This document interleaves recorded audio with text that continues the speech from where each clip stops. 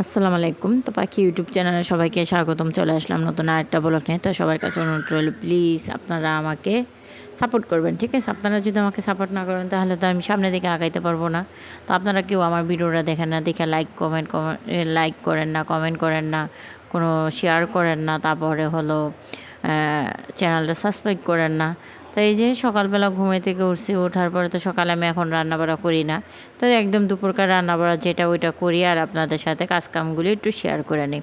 তো এই যে পেঁপে কাইটা নিতেছি, মুরগির মাংস দিয়ে রান্না করবো আজকে। তো মুরগির মাংস দিয়ে পেঁপে দিয়ে রান্না করবো, আর শিং মাছ দিয়ে ফুলকপি আলু দিয়ে রান্না করব, আর সাথে তো ডাল থাকবে। ডাল রান্না করে ফেলছি অলরেডি, খালি ফোড়ন দিব, ঠিক আছে? আর পেঁপে গিলে আজকে আমি মুরগির মাংসের সাথে সুন্দর করে ভাইজা তারপর রান্না করব। তো আলু তো আমি এভাবে ভাইজা রান্না করি, তো আজকে আমি বলতেছি যে পেঁপেটাও সাথে ভাইজা রান্না করলে দেখি খাইতে কীরকম লাগে। তো মশলা দিলে তরকারিটা ভালোই হয়েছে, খারাপ হয় না। আর অল্প একটু মুরগির মাংস ছিল, ছেলেদের জন্য রান্না করলাম। ছেলেরা শিং মাছ খাইতে চায় না, তো এই যে শিং মাছও ওদিকে মুরগি টুরগি ভাজতেছে, আর এদিকে শিং মাছে তো হলুদ মরিচ মাখাই নিলাম। তো এখন এগুলো উঠাই ফেলবো, কারণ ভাজা হয়ে গেছে গা, বেশি ভাজলে আবার কালো হয়ে যাবো গা, তত ভাজা যাব না। তো এটা নামাই রাইখা এই যে এখন আবার মাছটা দিয়ে দিলাম।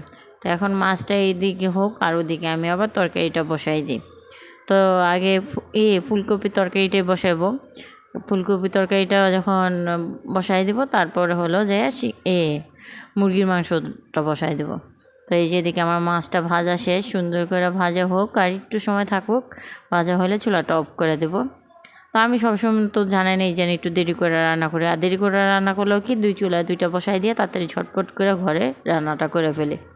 তো এই যে এদিকে আমি এই মশলাটা কষানোর পর ফুলকপিটা দিয়ে দিলাম। ফুলকপিটা দেওয়ার পরে এখন ভালো করে এটা কষাই নেব। আর এই যে এদিকে মুরগির মাংসটা সুন্দর করে বসাই দিতেছি। তো মনে করলেন ঝটপট করে কাজকাম করতেছি, ঝটপট না কাজকাম করলে হইব না। তো এই যে মুরগির মাংসটা বসাই দিতেছি, পেঁয়াজটা কাঁচামরিচটা ভাজিয়ে নিয়েছিলাম, একটু আদা রসুন বাটা দিয়ে দিয়েছিলাম, সাথে একটু পানি দিলাম, আর এখন হলুদ ফাঁকিটা দিয়ে দিলাম, আর লবণ অল্প করে দিলাম, কারণ যেহেতু আমি পেঁপেটাও ভাইজা নিছি, মুরগির মাংসটা ভাইজা নিছি, ওর ভিতরে লবণ দিছিলাম, তো এমনি কটা কটা লাগবো, এই জন্য অল্প লবণ দিয়ে বসাই দিলাম। আর তেজপাতা গরম মশলা উঠিয়ে আমি পরে দিব, যেহেতু ছেলেদের জন্য রান্না করতেছে, অত সেন্টেন দিলে ছেলেরা এমনিও পছন্দ করে না। ছেলেরা এমনিই মাংস খাইতে পছন্দ করে, যদি এত বেশি ময় মশলা দিই তাহলে ছেলেদের কাছে ভালো লাগে না। তো এই যে শিং মাছের তরকারিটা পরে হয়ে আসে, এখন মাছটি দিয়ে দিলাম। তো মাছটি দিয়ে এখন চুলাটা কমাই দিব, কমাই দিয়ে এটা একটু ভালো করে রান্না করে নেব। তো দুপুরে রান্না বেড়া করে খাওয়া দাওয়া করে শুয়ে আসছিলাম, তারপর বিকেলে ঘুমায় থেকে উঠছি, উঠে গোসল মোসল করছি। তো এই যে ছেলেরা মনে করেন রাত্রেবেলা এখন ভাত টাত খায়, রাত্রেবেলা বলে সরি সন্ধ্যাবেলা এক এক কিছু খাইছে, খাইয়ে দেয় কাগজ টাগজ যা আছে পুরোটা রুম করে রাখছে। তো আমি বলতেছি যাবো রুমটা আগে পরিষ্কার করি, রুমটা সুন্দর করে ঝাড়ুদার নেই, ঝাড়ুদার রাইখা তারপর আবার শর্ট ভিডিও বানাবো, শর্ট ভিডিও বানানোর জন্য রেডি হইতে যাব। তো আমি গোসলটা করছি, বেশিক্ষণ হয় নাই, সন্ধ্যাবেলায় আমি গোসল করি। শীতকাল আইসে দেখে কী হয়েছে, তাও আমার মানে ওই রুটিনটা এখনও চেঞ্জ হয় নাই, যে গোসলটা দুপুরবেলা করব। মাঝে মাঝে করতে ইচ্ছা করে যেন দুপুরবেলা গোসলটা করি। তো ওই যে গোসল করতে গেলে মনে হয় কি যে আমার টাইমটা বেশি গেল গা, ঘুমাইতে পারলাম না টাইমলি। তো ওই যে সকালে উঠে, সকালে আমার একটু তাড়াতাড়ি রান্নাটা এখন থেকে করতে হবে। যদি 12টার দিকে রান্না কমপ্লিট করতে পারি, 1টার দিকে গুছুমুছু করে খাওয়া দাওয়া করে শুয়ে থাকতে পারবো। আর দিনটা ছোটো হয়ে গেছে, দিন তো আর আগের মতন বড় না, এখন 5টা বাজেই সন্ধ্যা হয়ে যায়। তো ওই 5টা বাজে যদি সন্ধ্যা হয়ে যায় তাহলে কীরকম লাগে বলেন তো দেখি।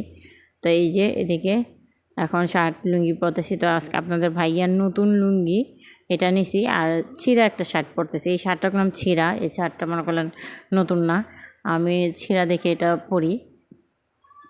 আর আপনাদের ভাইয়া তো দেখেন, আপনাদের ভাইয়া শার্টগুলি গুলো সব আমার গায়ে লাগে, সুন্দরভাবেই লাগে। আপনাদের ভাইয়া যেন এত মোটা মানুষ, তারপরও মনে করলেন শার্ট স্যুট যে আমার মাশাআল্লাহ দিলে সুন্দর। এর থেকে যদি বেশি টাইট করি তাহলে আমার কাছে কীরকম লাগবে বলেন তো দেখি। তো এই শার্টটা আমার তো ভালোই লাগে, তো এই জন্য এই শার্টটা আরও বেশি পরি। যে ছিঁচে দেখে কী হয়েছে, শার্টটা আমার সাইজ মতো আছে, পরলে ভালোই লাগে। তো আরও অনেকগুলি শার্ট আছে, সবগুলি শাড়ি আমি পরি, কোনো কিছুটা একটু লুজ লাগে, কিছুটা একটু বড় লাগে। আর এই যে আজকে নতুন লুঙ্গিটা পরাতে একটু জামাই জামাই একটা ভাব আসছে আমার ভিতরে, সুন্দর লাগতেছে দেখতে।